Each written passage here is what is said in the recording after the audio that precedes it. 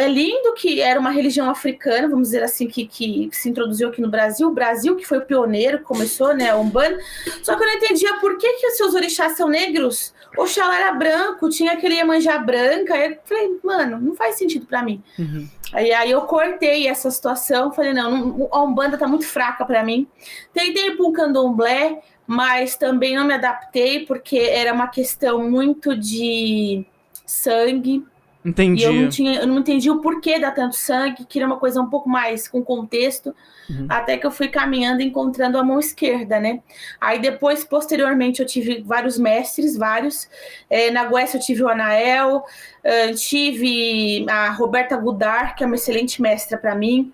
Recomendo para quem gosta de vídeos, de conteúdo mesmo, o Jorge de Lúcifer. Então, assim, eu gosto de pessoas sérias. Eu sempre tive uma pegada mais séria, mais sóbria, né? Foi quando eu fiz uns estudos à parte que eu comecei a estudar educação investidora, né?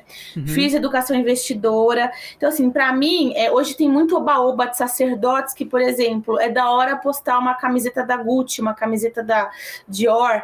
Só que como é que você vai falar para um cliente como faz um investimento para ele no futuro ele comprar alguma coisa?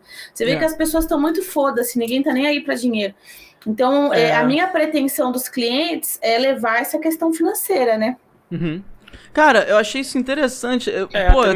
Tem um ponto especialmente que eu achei foda da sua parte. Achei muito foda isso. E pra mim isso faz muito sentido na minha vida também. Do tipo assim, falaram que o diabo, aquilo, o diabo. E eu fui lá e não existe o diabo. Aí eu fiquei pensando, cara, isso é legal, é bom pensar assim, porque você sai daquela parada mainstream. Do tipo assim, as pessoas falam aquilo, por que tem que ser aquilo lá? Porque aquilo tá escrito assim e tem que ser daquela forma. Aí, porra, calma aí. Sim, eram as coisas que na verdade, desde pequena, na verdade, quando eu era muito pequenininha, quando eu tinha uns 6, 7 anos, eu brincava de exorcismo. Caraca. E aí eu brincava que as minhas bonequinhas estavam possuídas e eu ia lá com a minha boneca principal, que, nossa, era uma boneca da Xena, gente. Xena guerreira.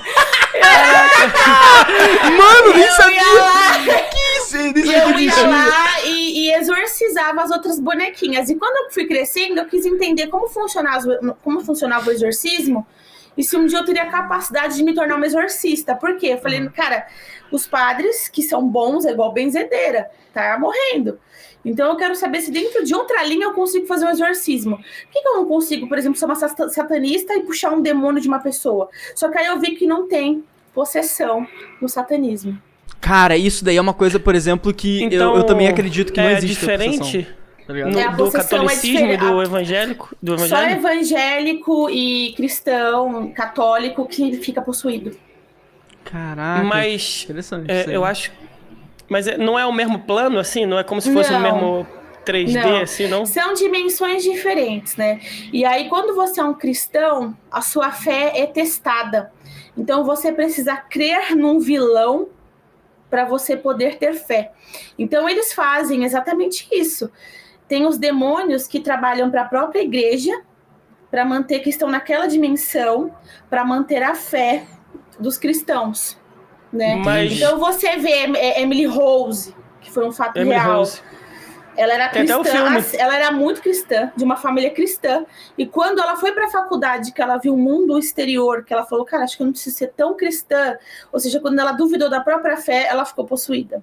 Isso foram anos até que ela morresse, sucumbiu, né? Caraca, e aí você tem outros casos da Mary, vários casos que você vê que o quê? Que as possessões eram exclusivas por cristãos. Você não vê um satanista que foi possuído, não. Entendi. Mas como é o por trás disso, sabe? Tipo, o contexto por trás disso. Porque na minha cabeça nunca entrou nessa parada de possessão. Eu nunca consegui olhar e... por exemplo, vou te contar uma parada. Por exemplo, eu não tenho nenhuma religião que eu encaixo. Eu descobri isso, tipo, ano passado. Porque, por exemplo, lá no iníciozão, eu acho que eu fui batizado no catolicismo. E aí, depois fui um pouco pro evangelho. Só que aí eu comecei a ir pro kardecismo.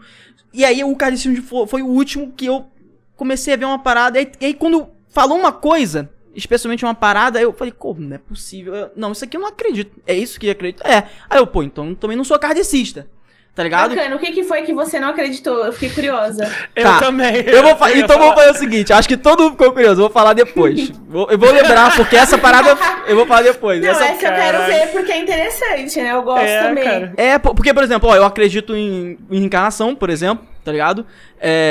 Eu não acredito em possessão, tá ligado?